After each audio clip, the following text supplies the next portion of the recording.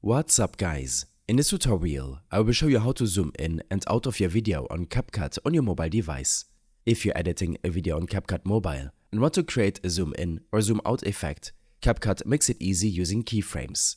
Start by opening the CapCut project where you want to zoom in and out. Drag the playhead to where you want to zoom to begin in the video. Now look to the right of the play button. You will see a small diamond icon with a plus sign. That's the keyframe button.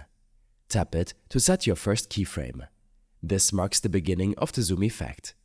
Next, move the playhead forward to where you want to zoom to end, and tap the keyframe button again to set a second one. Now, between these two keyframes is where your zoom effect will happen.